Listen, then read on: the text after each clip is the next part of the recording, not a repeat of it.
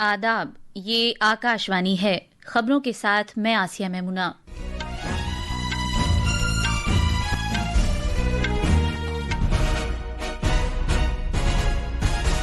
सदर जमहूरिया द्रौपदी मुर्मू ने कहा है कि आर्टिफिशियल इंटेलिजेंस एआई मुल्क में मुस्बत तब्दीली लाने का एक मौका है।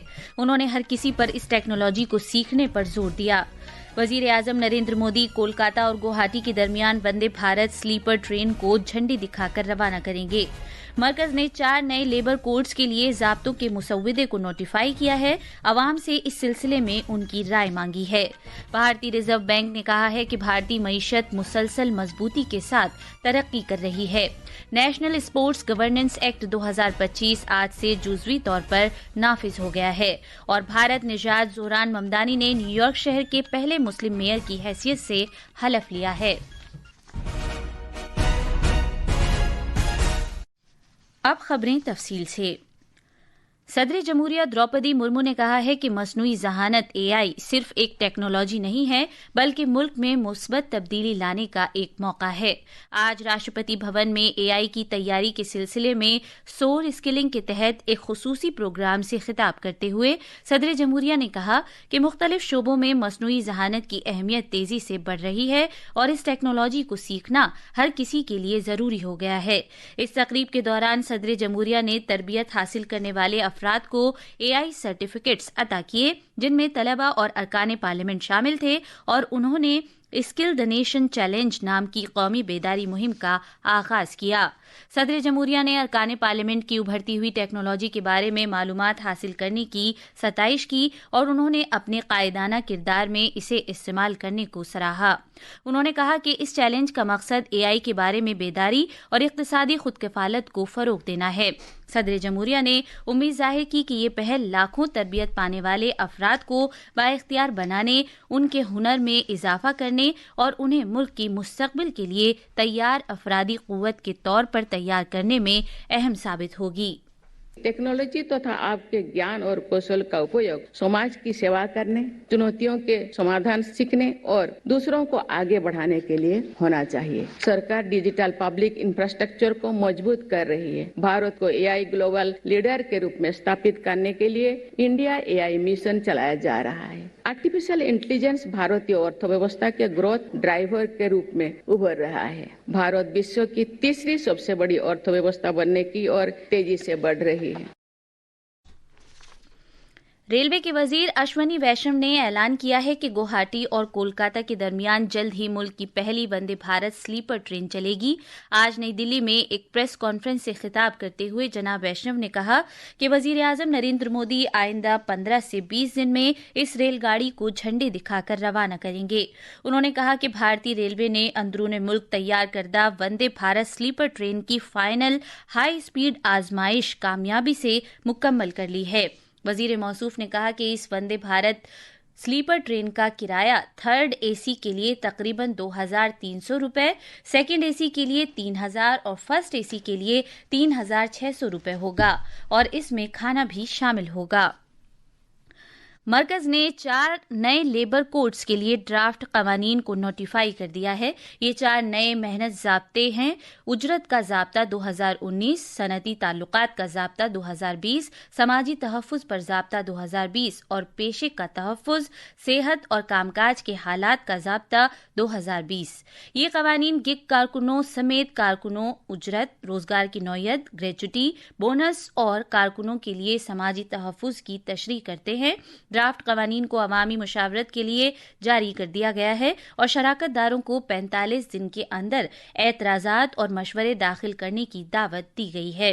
मेहनत की वजारत ने मुल्क में राइज दहाइयों पुराने मेहनत कवानीन को आसान बनाने और उन्हें मौजूदा तकाज़ों से हम आहंग करने के मकसद से गुज़िश्ता साल 21 नवंबर को 4 नए मेहनत ज़ाब्तों के निफाज का ऐलान किया था। مرکز نے کہا ہے کہ آٹو موبائل شعبے کے لیے پیداوار سے منسلک ترغیباتی اسکیم PLI سے اب تک مجموعی طور پر 35,657 کروڑ روپے کی سرمایہ کاری راغب ہوئی ہے۔ آٹو موبائل شعبے کے لیے PLI اسکیم کو ملک کی مینوفیکچرنگ صلاحیتوں میں اضافے کی خاطر متعارف کیا گیا تھا۔ اس اسکیم کے کل بجٹ اخراجات تقریباً 26,000 کروڑ روپے ہیں اور اس کی کارکردگی کی مدت 2023-24 سے 2027-28 تک 5 سال ہے۔ حکومت نے 1 فروری کو اس تاریخ کے طور پر نوٹیفائی کیا ہے جب سے تمباکو اشیاء پر اضافی ایکسائز ڈیوٹی اور پان مسالے پر نیا سیس نافذ کیا جائے گا۔ تمباکو اشیاء اور پان مسالے پر یہ ایکسائز ڈیوٹی اور سیس GST شرح سے زیادہ ہوگا اور یہ ان مصنوعات پر اس وقت نافذ کمپنسیشن سیس کی جگہ لے گا۔ نوٹیفیکیشن کے مطابق پان مسالے، سگریٹ، تمباکو اور اس سے منسلک اشیاء پر 40% GST جبکہ بیڑی پر 18% GST لگے گا۔ اس کے علاوہ پان مسالے پر ہیلتھ اور نیشنل سیکیورٹی سیس لگے گا جبکہ تمباکو اور اس سے منسلک اشیاء پر اضافی ایکسائز ڈیوٹی نافذ ہوگی۔ یہ خبریں آکاش وانی سے نشر کی جا رہی ہیں۔ حاملہ خواتین اور دودھ پلانے والی ماؤں کے لیے حکومت کی فلیگ شپ اسکیم پردھان منتری ماتر وندنا یوجنا نے آج 9 سال مکمل کر لیے ہیں۔ ہمارے نمائندے نے بتایا کہ 1 جنوری 2017 کو شروع ہوئی اس اسکیم کا مقصد حاملہ خواتین اور دودھ پلانے والی ماؤں کو مالی مدد فراہم کرنا ہے تاکہ وہ اپنی صحت اور غذائیت کو بہتر بنا سکیں۔ تفصیل ہمارے نامہ نگار سے۔ پردھان منتری ماترو وندنا یوجنا مرکز کی مالی اعانت والی فلیگ شپ اسکیم ہے جس کا مقصد سماج کے سماجی اور معاشی طور پر محروم طبقوں کی خواتین کو زچگی کے فائدے پہنچانا ہے۔ اسکیم کے تحت حاملہ خواتین اور دودھ پلانے والی ماؤں کو پہلے بچے کے لیے 5,000 روپے نقد اور دوسرا بچہ اگر لڑکی ہو تو 6,000 روپے نقد دیے جاتے ہیں۔ حمل کے رجسٹریشن پر 3,000 روپے کی پہلی قسط دی جاتی ہے جبکہ 2,000 روپے کی دوسری قسط بچے کی پیدائش کے بعد ادا کی جاتی ہے۔ اہل مستفیدین جننی سرکشا یوجنا کے تحت مالی ترغیب بھی حاصل کرتے ہیں۔ خواتین اور بچوں کی بہبود کی وزارت کے مطابق اس اسکیم میں 4.5 کروڑ مستفیدین نے اندراج کرایا ہے اور مستفیدین میں 19,000 کروڑ روپے سے زیادہ کی رقم تقسیم کی جا چکی ہے۔ یہ اسکیم دوران حمل، غذائیت، طبی جانچ اور مجموعی صحت کے لیے مالی مدد کی پیشکش کرتی ہے۔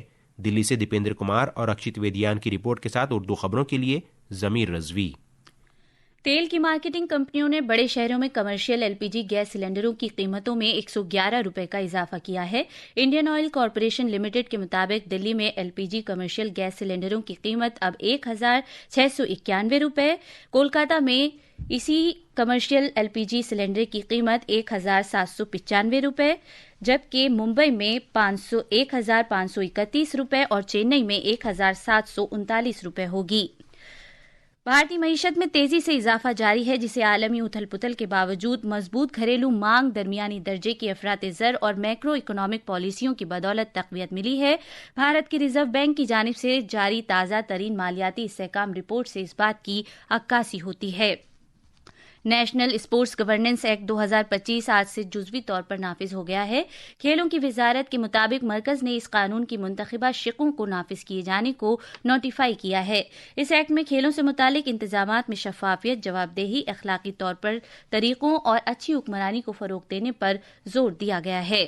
بھارت بھر میں لوگوں نے نئے سال 2026 کا استقبال انتہائی جوش و خروش، دعائیہ محفلوں اور عوامی اجتماعات کے ساتھ کیا۔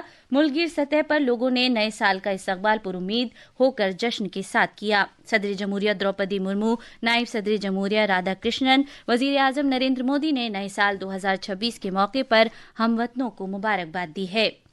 زوران ممدانی نے مینہٹن کے اولڈ سٹی سب وے اسٹیشن پر ایک تاریخی تقریب میں آج نیو یارک سٹی کے میئر کے عہدے کا حلف لیا۔